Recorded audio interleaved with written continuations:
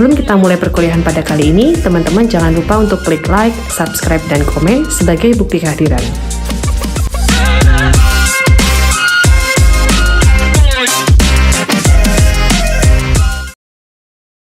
Selamat datang di pertemuan ke-7 dalam mata kuliah Manajemen Pengambilan Keputusan. Setelah pada pertemuan sebelumnya kita mempelajari bagaimana menghitung standar deviasi, variance, dan coefficient of variation untuk menganalisis pengambilan keputusan yang tepat. Maka hari ini kita akan melangkah lebih dalam untuk memahami expected return dan covariance. Silakan teman-teman menyimak dan mencatat poin-poin penting dalam pembahasan ini. Seperti yang telah kita bahas sebelumnya, penting bagi seorang manajer sebelum mengambil keputusan, khususnya dalam konteks investasi atau pemilihan alternatif bisnis. Penting untuk memahami dan mengukur tingkat risiko yang menyertainya. Disinilah peran statistik menjadi sangat krusial. Pada pertemuan sebelumnya, kita telah membahas 3 konsep penting dalam analisis risiko dan pengembalian, yaitu standar deviasi, variance, dan coefficient of correlation. Maka pada pertemuan kali ini, kita akan membahas 2 konsep lainnya yaitu expected return dan covariance. Konsep yang keempat, yaitu expected return. Expected return adalah keuntungan yang diharapkan oleh seorang investor di kemudian hari terhadap sejumlah dana yang telah ditempatkannya. Pengharapan menggambarkan sesuatu yang bisa saja terjadi di luar dari yang diharapkan. Contohnya seorang investor mengharapkan akan memperoleh keuntungan sebesar 25% namun ternyata ia hanya memperoleh sebesar 22% saja. Maka ini dapat dipahami bahwa keuntungan sebesar 22% tetaplah bisa dikatakan ia tetap memperoleh return namun lebih rendah dari yang diharapkan, expected. Perhitungan expected return. Untuk menghitung expected return gunakan rumus ER sama dengan jumlah dari perkalian probabilitas dengan return. Apabila dikaitkan dengan cash flow, maka dalam hal ini cash flow adalah return. Hal ini karena semua proyeksi return selalu bersumber dari estimasi cash flow. Sehingga, ER sama dengan jumlah dari perkalian probabilitas dengan cash flow. Hubungan antara expected return dan standar deviasi. Untuk menghitung standar deviasi dari expected return gunakan rumus sebagai berikut. Sigma sama dengan akar jumlah seluruh perkalian probabilitas kali cash flow dikurangi ER kuadrat.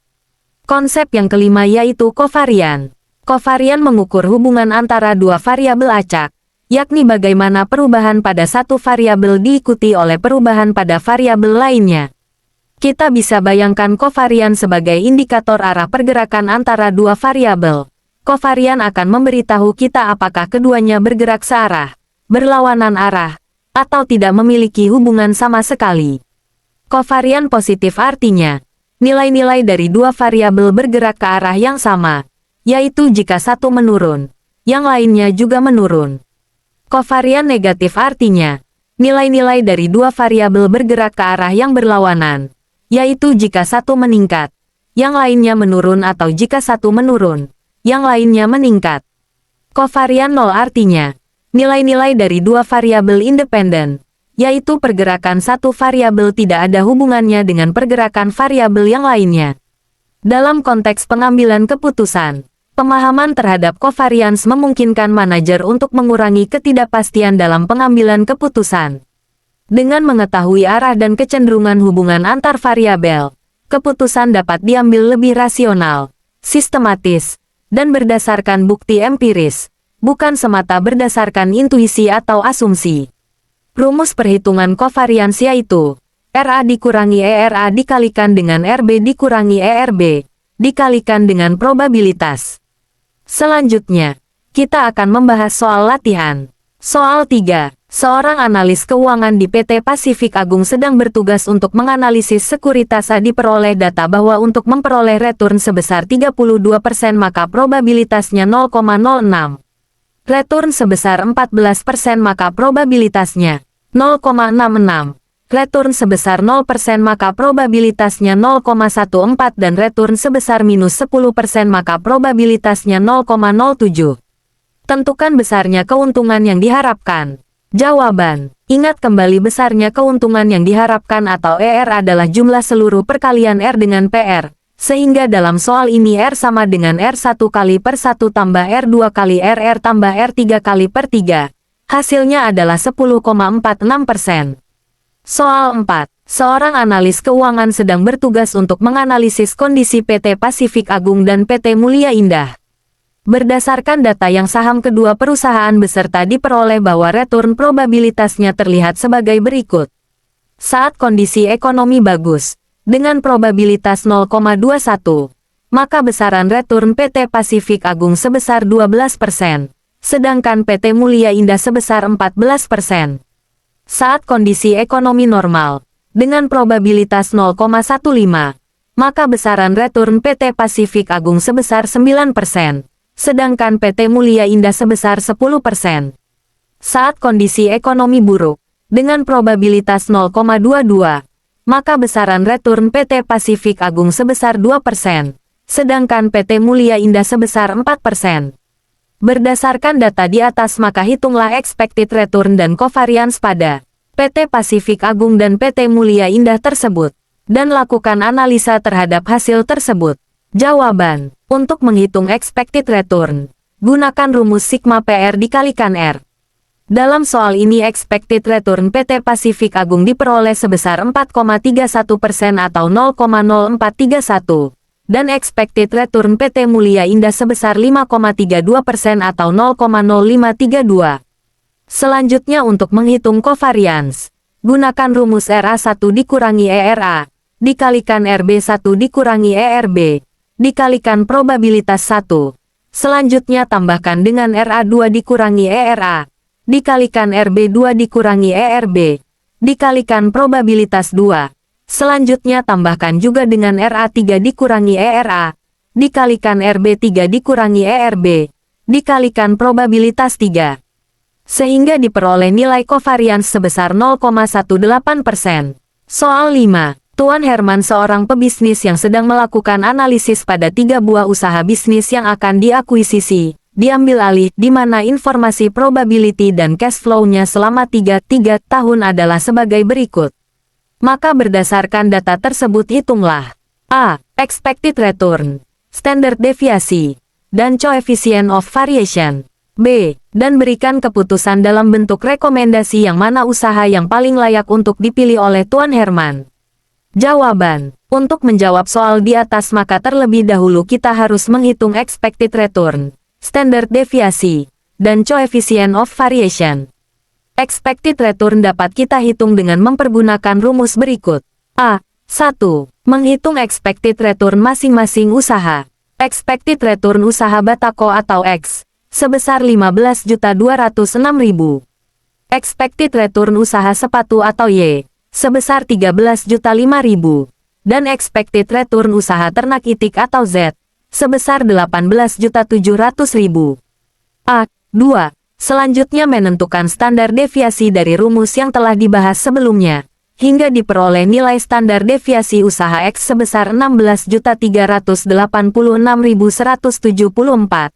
Standar deviasi usaha Y sebesar 12.528.348, dan standar deviasi usaha Z sebesar 19.594.407. A. 3. Menghitung coefficient of variation, menggunakan rumus sigma dibagi ER, sehingga diperoleh coefficient of variation usaha X sebesar 1,0776. Coefficient of variation usaha Y sebesar 0,9634, dan coefficient of variation usaha Z sebesar 1,0478.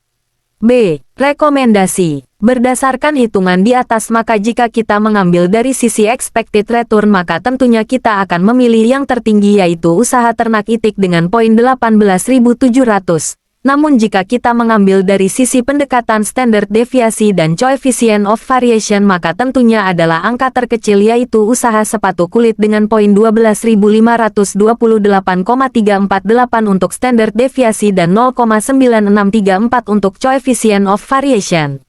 Secara konsep aman dari risiko lebih baik memilih usaha sepatu kulit untuk diakuisisi terutama jika Tuan Herman adalah tipe yang takut pada risiko. Namun jika Tuan Herman berani pada risiko, maka ia akan mengambil risiko tertinggi dan expected return yang tertinggi. Dengan kata lain, semua itu sangat tergantung pada karakteristik yang dimiliki oleh Tuan Herman. Boleh Tuan Herman memilih usaha sepatu kulit yang risiko kecil dan selanjutnya kemudian ia akan mengelola secara intensif untuk meningkatkan expected return pada bisnis tersebut. Konsep terakhir, yakni expected return portofolio dan rata-rata return. Expected return portofolio. Adapun pengertian dari portofolio adalah sebuah bidang ilmu yang khusus. Mengkaji tentang bagaimana cara yang dilakukan oleh seorang investor untuk menurunkan risiko dalam berinvestasi secara seminimal mungkin, termasuk salah satunya dengan menganeka-ragamkan risiko tersebut. Rumus XA kali ERA ditambahkan dengan XB kali ERB. Rata-rata return. Untuk menghitung rata-rata return dalam suatu periode pengamatan dapat dipergunakan rumus jumlah dari seluruh return dibagi jumlah periode amatan. Selanjutnya, kita akan masuk ke soal latihan 6. Diketahui seorang investor memiliki dana sebesar 2 miliar rupiah dan melakukan keputusan investasi pada portofolio A dan B. Dana sebesar 800 juta rupiah diinvestasikan pada saham A untuk mendapatkan keuntungan yang diharapkan sebesar 10%. Sedangkan dana sebesar 1 miliar 200 juta rupiah diinvestasikan pada saham B untuk mendapatkan keuntungan yang diharapkan sebesar 7%. Berapakah besarnya expected return portofolio dan persentasenya? Jawaban. Untuk mempermudah, sajikan soal dalam bentuk tabel. Selanjutnya hitung nilai expected return portofolio dengan rumus XA kali ERA ditambahkan dengan XB kali ERB, sehingga diperoleh nilai 164 juta. Dan persentase expected return portofolio adalah nilai expected return portofolio dibagi dengan total investasi, kali 100%. Diperoleh sebesar 8,2%. Maka, hasil hitungan dengan persentase akan memperlihatkan tingkat keuntungan untuk portofolio dengan modal yang dimiliki oleh investor sebesar 2 miliar yaitu ia memperoleh 8,2%.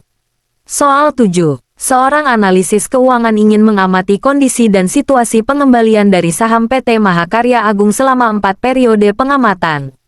Pada periode pengamatan pertama diperoleh return 12%. Pada periode pengamatan kedua diperoleh return 13%. Pada periode pengamatan ketiga diperoleh return 10%. Dan pada periode pengamatan keempat diperoleh return 12%. Tentukan rata-rata expected return selama 4 periode pengamatan tersebut. Jawaban. Dengan menggunakan rumus rata-rata expected return adalah jumlah dari seluruh return dibagi jumlah periode amatan. Diperoleh nilai 11,75%. Demikian pembahasan pada materi kali ini. Semoga bermanfaat. Pastikan teman-teman sudah memahami materi berikut sebelum mengerjakan kuis individu maupun kelompok ya. Terima kasih, dan sampai jumpa di materi berikutnya. Nah, demikian pembahasan pada perkuliahan kita kali ini. Semoga menambah wawasan dan pengetahuan teman-teman semua. Kita ketemu lagi di lain kesempatan. Terima kasih. Assalamualaikum warahmatullahi wabarakatuh.